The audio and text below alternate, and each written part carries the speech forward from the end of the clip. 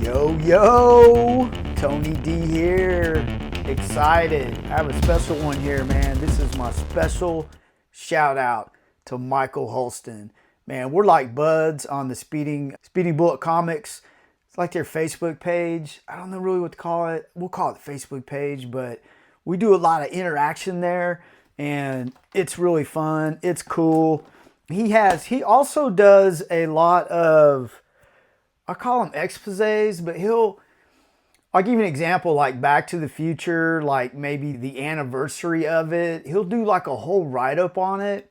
And man, they are super cool. I always like to give those some likes, some hearts. I also like to comment on them like I remember them. I think me and him are from the same era, and that creates a lot of connection there. I think it's cool, man. I'd really like to meet the guy in person. Maybe someday we can meet up, talk some G.I. Joe comics. That's what this video is about. He seems to be a big fan of G.I. Joe, and I'm going to give some story time, and I just want to do a cover expose for him because I think he's a really cool dude, and I appreciate the networking friendship. So there's a good thing about social media there, man. We're hooked up that way. G.I. Joe, story time. I bought this collection from a good buddy of mine from work, J.C. Porter. Shout out to him. He had a really nice collection. He had some solid runs of G.I. Joe, Walt Simonson Thor run, an Amazing Spider-Man run, which is incredible. He also had a run, Conan, which was cool too. And those were all, the G.I. Joe, the Conan, the Thor, were books that I wasn't really into when I was younger, but that's the beauty of comic books. I'm into them now, like G.I. Joe, for example. I'm buying both series. Currently, I have the full runs, and I'm going to stay on them, especially Larry Hama. Great writer. The action writing, like, I've just now gotten into him, and his action writing is, I can't think of anybody else that's better with that. And then the silent issues. To be action, then the silent issues.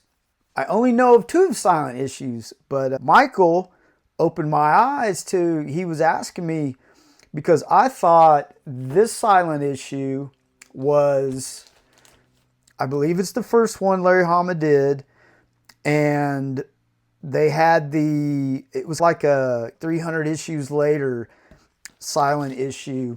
I thought those were the only 2, but Michael has opened my eyes to, there's actually more, and I didn't know it. So just that interaction right there means a lot to me, where that's what I'm always talking about is, see, like this is the 300 issues later, but that interaction, it opens more into the world of, there's other things, and that's what I love. Like, I love to learn from my comic book buddies, and just a little cover expose. So the collection I got from J.C. Porter, I mean, it was solid, dude. It's like 1 through, we won't go through all of them, but like 1 through 65, I think, unbroken, like the complete run. He even has some doubles in here, but man, we'll go through just a little bit of it. So issue 1, in issue 1, one thing I did, and I do with a lot of my comics, is I'll get on Comic Key Collector. Shout out to that site. That's a cool informational site. I'll do a lot of research on there, and the first appearances are insane with this first book. And this was one book. I was going to get it graded, but man, I am totally out of grading.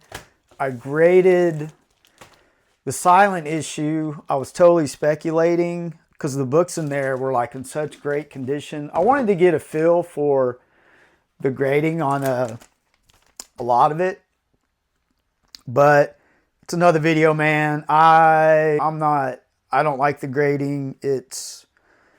I like to touch, smell, feel the comics, and man, we'll keep going with the cover. This is about Michael right now, not about my grading, but issue 2.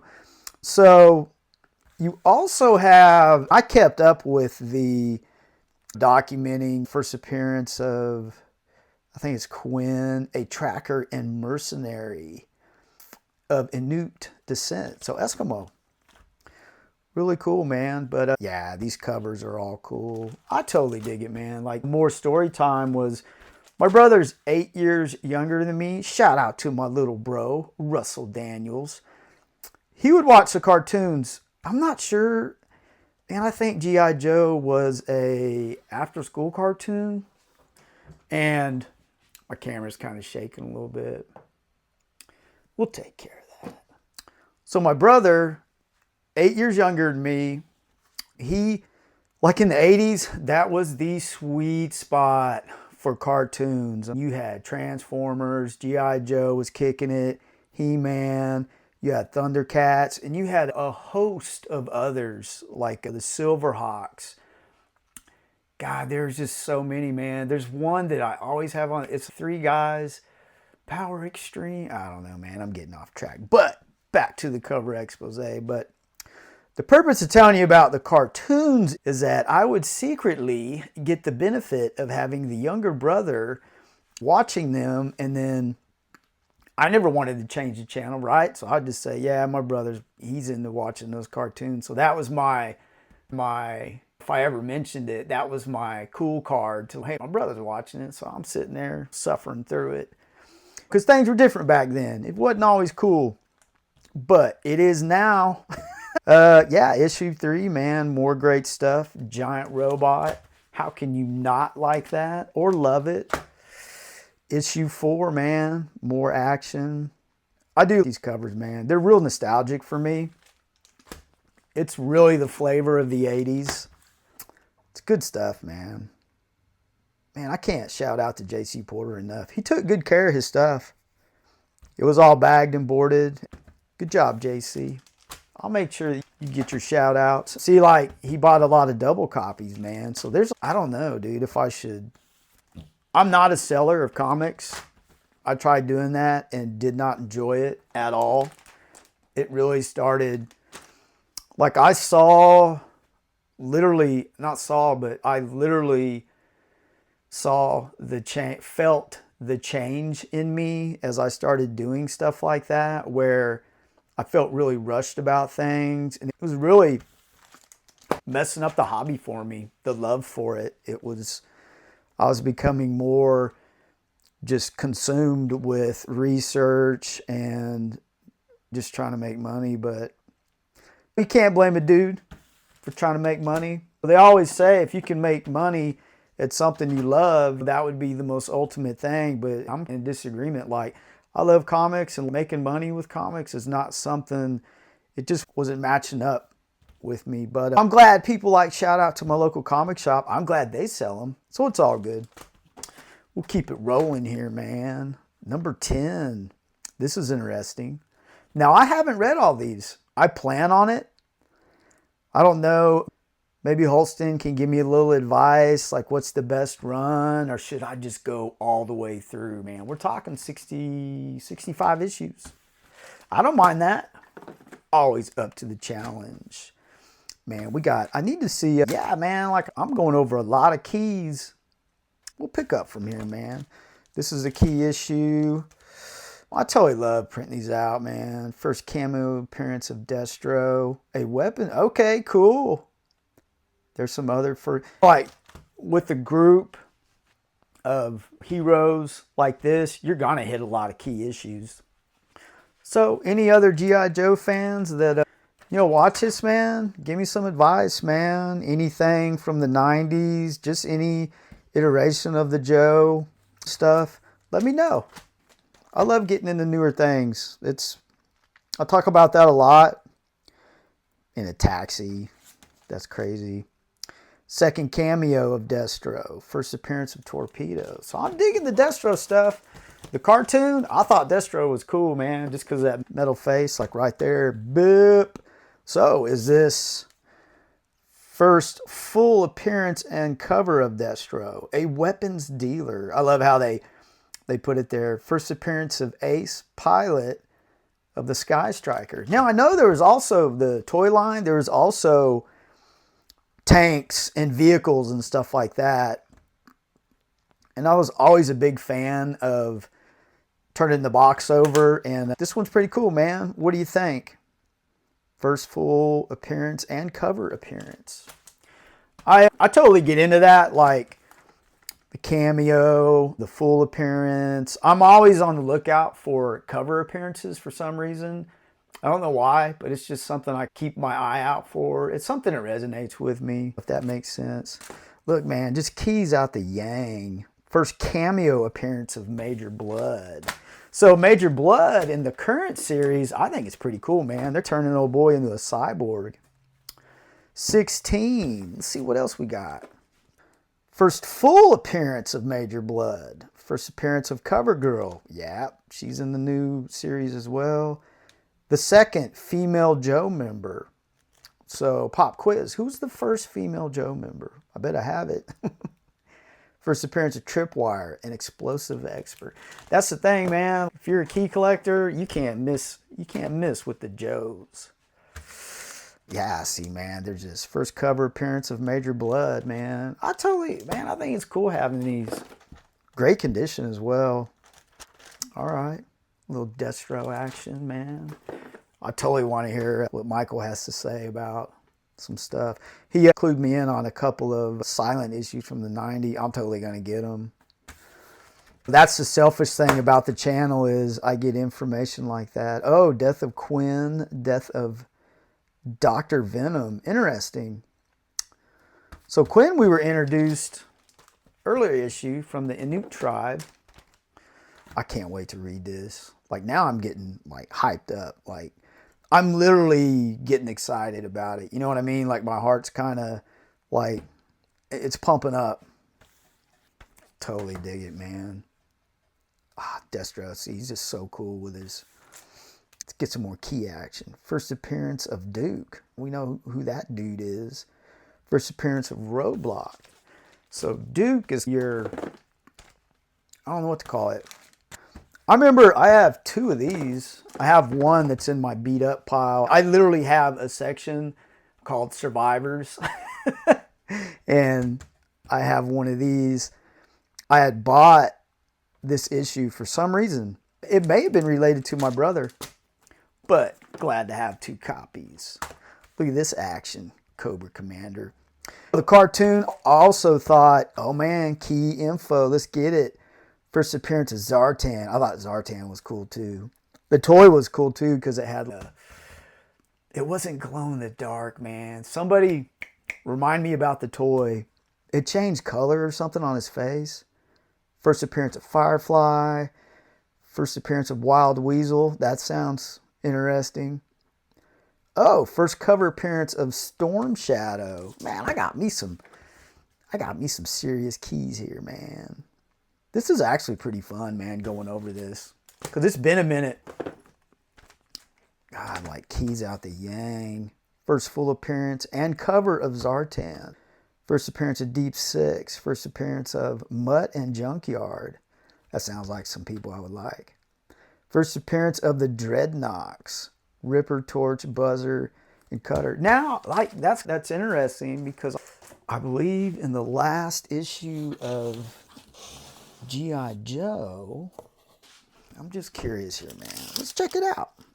So here's a question, like, is this a reboot, like these newer ones? Are they going to say these are first appearances? You know what I mean? It's not this one. I could have swore one of these was like, at the end of it, it showed the Dreadnoughts. Ah, man, we'll get to that later. I totally dig the new series. I'm enjoying it. It is pure action, man. It is both writers, Hama and gosh, I feel like I'm not. Joshua Williamson. Yeah, man. They're both delivering the goods. And it is all good. Origin of Snake Eyes. Interesting.